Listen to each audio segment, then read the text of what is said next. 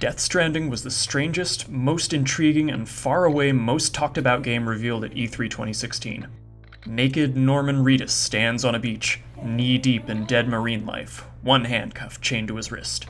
As he strides the sand with a techno-umbilical cord dangling from his stomach, he grips a disappearing baby close to his chest, all watched over by mysterious, floating figures. The game is planned to be the debut release from Kojima Productions, and anticipation is at a fever pitch now that Hideo Kojima has broken off from Konami to form his own game dev studio. There was no actual gameplay on display in the Death Stranding teaser, just a short, atmospheric trailer with a brooding soundtrack by the Icelandic folk band The Low Roar. We've got next to no info about what the game will actually be like, but when has that stopped baseless speculation from hitting it big on YouTube? I'm planting my flag on this idea right here, right now.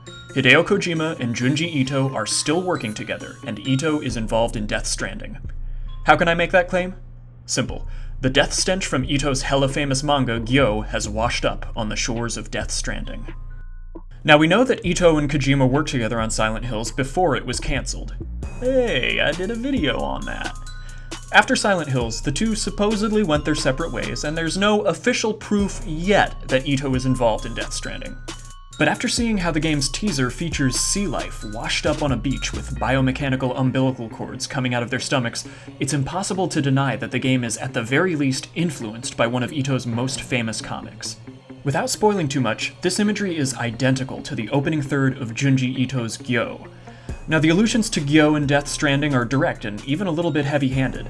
In the comic, we see dead crabs, fish, sharks, and even a whale storm the shores of Japan, thanks to the strange biomechanical legs bursting from their stomachs.